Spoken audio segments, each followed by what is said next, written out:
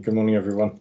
I am Joseph Spear. I am Director of Communications at innovation marketing company Mvine. Some of you may know me from the various activities around Adastral Park.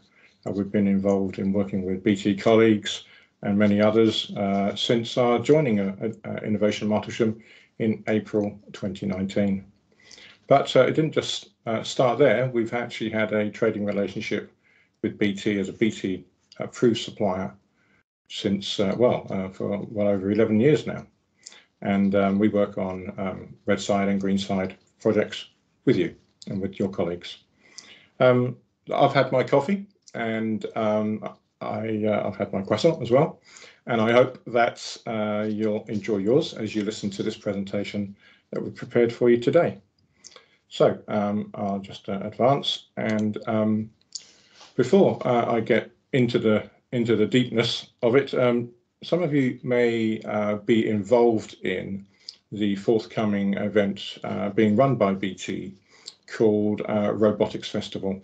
So that's in 2 weeks' time, and it's going to attract BT colleagues from global and enterprise, and of course BT customers from BT Global, BT Enterprise customers, as well as those who come along into the customer showcases in Sirius, for example, customers far and wide being attracted to the fantastic showcases at BT Adastral, and also for the other activities around the park. So that's going to be a really fantastic day. It's going to be a very full agenda, and we look forward to participating in that. Today's hypothesis is a little bit of an interesting one, isn't it? All robots are dummies without control systems. If you read that in two parts, you'll begin to get a flavour, I think, of our stance on this. All robots are dummies, and what do I mean by that? Well, let me try and unpack that for you a little bit as to the reason why we are being so brutally upfront about a statement like that. Robots are real, and they live amongst us. They are they're involved in all kinds of areas of our lives now. Some of them even look like us. Some of them are humanoid, like Sophia, created by David Hanson at Hanson Robotics, based out of Hong Kong, for example. And the humanoid aspect of what robots mean to the general public is a bit of a concern, because it causes situations to arise where people think that robots, inverted commas, are going to take over. Robots are going to replace us. Robots are going to mean that I won't have a job anymore. But our take on that is a little bit different. For example, on this slide here, you can see that robots really are an assisting technology as we push the boundaries in applied research. They take on repetitive, routine, programmatic tasks in situations such as construction and in situations such as production processes. They step in where medical knowledge can be advanced more quickly to help transition things like rehabilitation. And of course, they work alongside us as assistive technologies for people whose lifestyles cause them to require that assistance to improve their living abilities. Now, in the publicity that you may have seen for this webinar, you would see that we were going to promise you some tips. And so here comes the very first one. So where do you go for reliable information on this particular topic? Well, in my opinion, here's a really good media outlet. It's called Rocking Robots. It's actually published by Media Bureau Leiden. Logos there for you on screen. And the reason why I picked this one out is because they classify all of their content into 6 really, really good categories. So you can see them on there on screen for you: bots and business, bots and brains, bots in society, bots and bullets, bots on stage, and people in robotics. Now, this really helps with searching for relevant information, for cross-referencing information, and of course, as just in pure ideation, as you work on projects in applied research, for example. This really helps with the thinking processes, and it can be a real provocative starter. It's current, it's topical, and I really commend that particular media outlet to you. Now, also in the publicity for this webinar, we said that we would cut the sales pitch and get straight to the heart of the matter. And so here we are. We're going to take on some of the hard stuff now. We're going to turn our attention to some challenges, first of all. We said that we'd look at challenges and opportunities. I'll do that in that order. So the first challenge, which is insurmountable when it comes to robots and control systems, is that the buyer is not the user. So people procuring systems, people who contract with suppliers to buy assets, they may be robotic assets, they may be the control systems that look after those robotic assets. Invariably, the buyer is not the user, which means who is authorized to do what with that asset? That's challenge number one. Challenges are many and various. I've consolidated all of the thinking into just a handful of points for the sake of this morning's presentation. The next main challenges are that the installer is not the maintainer. So the people who provision the robotics and the control systems invariably do not go on to maintain them. And quite often in a production environment, their maintenance is provided by either a facilities management company or a separate entity. So again, there's a conundrum there immediately where the people putting it in aren't the people looking after it. And the people looking after it, of course, won't necessarily be the people decommissioning it, replacing it, updating it. Similarly, the owner is not necessarily the operator. So you would write a procurement contract, you would purchase that as a capital item, as an asset into the business, into the production environment, into the hospital, into your enterprise. You would contract to own that, but the people who are writing the contracts and signing the contracts are not necessarily the people who are operating that technology on a day-to-day basis. So again, you see, we're getting a crescendo of conundrums. And then, perhaps more pertinent to some of you on the call today, the data analyst taking the data, the live stream data, the data flows from that asset, whether it's a robotic asset or whether it's a control system asset. You're not necessarily the system administrator. So we can see we're just full of conundrums, and challenges are very, very difficult to solve. These kinds of challenges are very difficult to solve.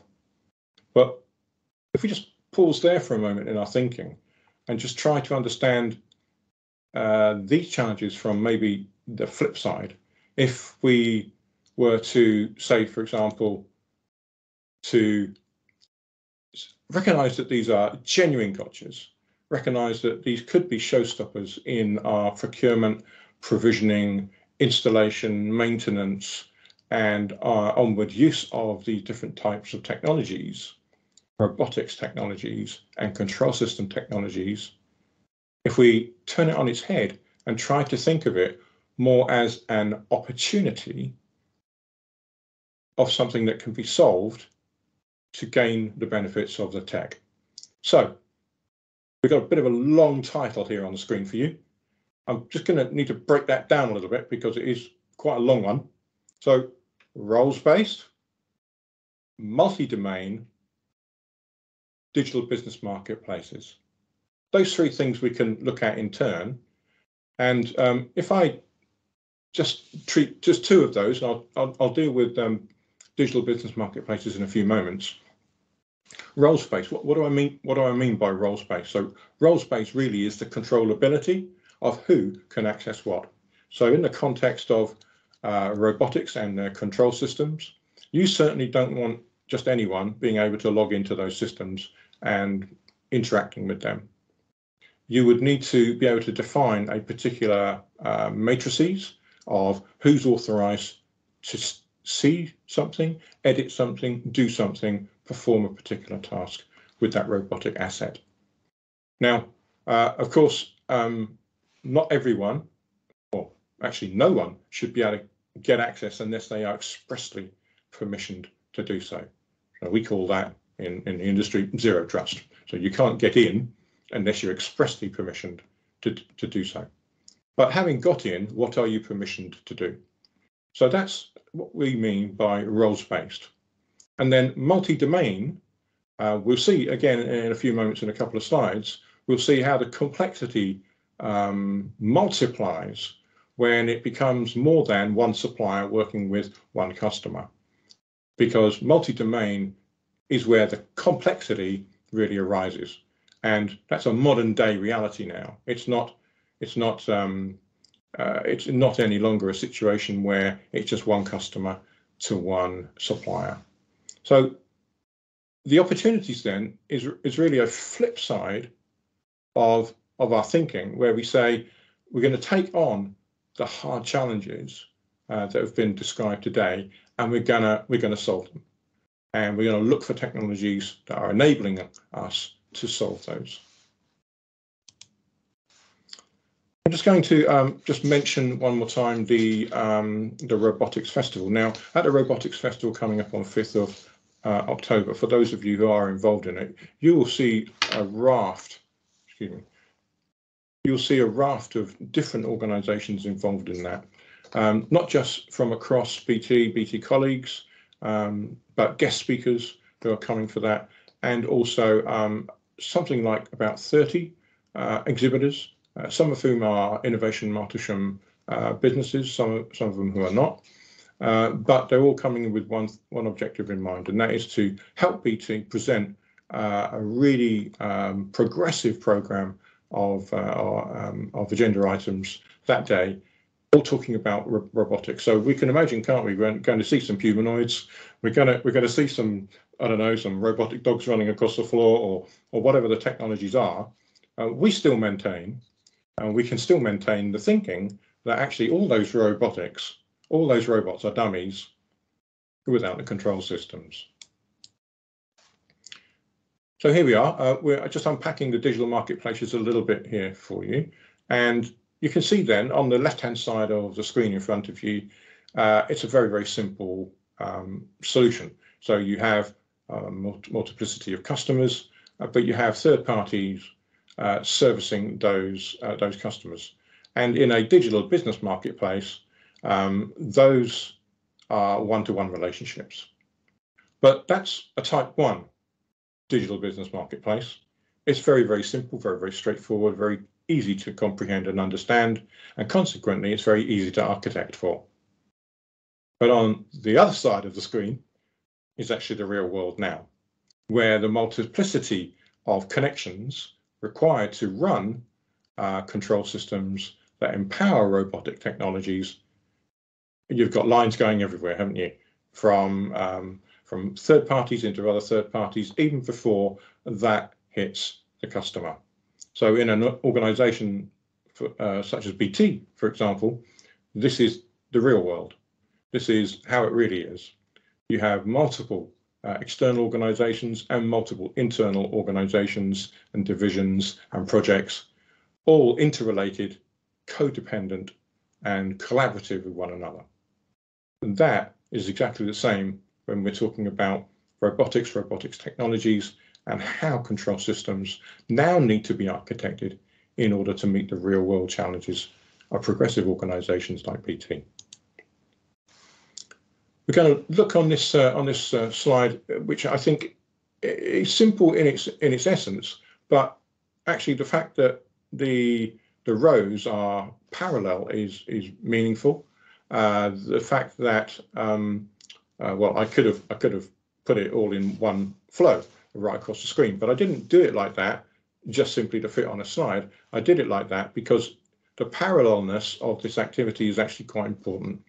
So reading from the start, on the top left-hand side, we've got asset selection, and then it ends with zero-touch onboarding. Let's just go through those very briefly.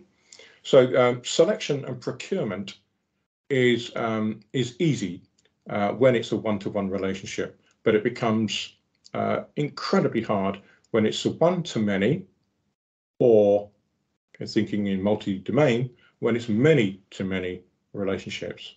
So the asset selection, the ability to go into a catalog, or the ability to go into a directory of items, to select what it is that you're looking to buy, to begin the process of shortlisting what it is that you need to buy, to finalize that selection, procure those products and services, and then see those products and services provisioned in the organization. That brings you down to the second row. And the second row is all about the onboarding and deployment of those technologies, whether they are robotics based or whether they are control systems looking after those robots. So through from hardware selection, the ability to power up, and something there right on the end there, zero touch onboarding, a concept that many of you will be very familiar with. It was created within BT by Dr. Mohammed Zulfagari and others, very well known inside the industry now, and that is now becoming a de facto go-to approach for architecting robotics technologies, whether that is a commercial, industrial, or in some cases residential and home-based robotics. The ability to monetize the applied research that you're doing is very important, and we must not run past the brutal facts that everything that we're working on, that you're working on, has to, at the end of the day, have a commercial edge to it. And I just wanted to raise this to you today. Please take a note of the URL that you see on the screen there for you, dbmnumeral4.net. Take a screenshot of it to help you remember what that is, so that you can visit that after this webinar. And the reason why I'm picking this out is because on that screen you have different classifications of types of digital business marketplaces. And also there's a 6.5 minute video there, which I think that you would find exceptionally informative if you'd like to deepen your understanding in the area of control systems that look after robotic technologies. The other reason why applied research and this kind of tech matters, as well as the commercial, is, well, it wins awards. And we were fortunate enough to work alongside BT on this particular award for that was given out by TM Forum, an organization, a global organization that many of you will know. It was for a catalyst project, which was a team of people working collaboratively, and I use that word very carefully and very advisedly. We work collaboratively across time zones, across language barriers, and even throughout a global pandemic in order to deliver something of meaning. And what we were able to deliver alongside BT and others was a functional digital business marketplace that worked in reality. So remember that slide where we looked at the complexity of those lines. It's not just customer to customer anymore. It's cross-fertilization. It's interdependence and interrelation, more than a Cartesian matrix. It's crossing over all the boundaries. I just wanted to flag that up to you because, well, as well as progressing in your in your own career path, it's a great CV builder, isn't it, to find yourself as an award winner such as this. My time is almost up here this morning, but just before I bring my part to a close, and just before I hand over to Jim, I just wanted to touch one more time on the Robotics Festival. Again, for those of you who are involved in the delivery of this major event on the 5th of October,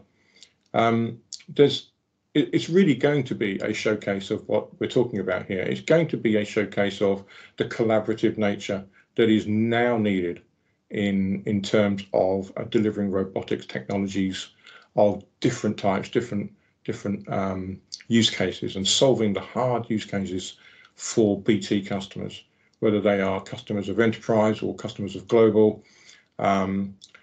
There's some really hard, difficult things yet to be solved. And so as you go through, as you ideate, as you plan forward, please remember that within Innovation Martlesham, there are some truly remarkable companies with great tech of themselves and great technical thinkers, and we're there to be able to help you. We're there to be proximate to you. That's why we're on the park. And the Innovation Martlesham companies, despite their comparative size compared with BT, well, they are large and small, but for the main part, their comparative size should never, ever dissuade you from engaging with them. So I commend them all to you. They are each specialists in their own areas. They are each experts at what they do. And don't forget to make full use of them as you work forward in your own applied research. So as a result of what I've shared today, I'll be more than happy to speak with you on an ongoing basis. My contact details are there on the pink screen in front of you, destralpark@mvine.com. That reaches my inbox. And thanks very much indeed for your attention, for turning up early on the first day back after a bank holiday, a monumental bank holiday. And I really appreciate your time. Thank you.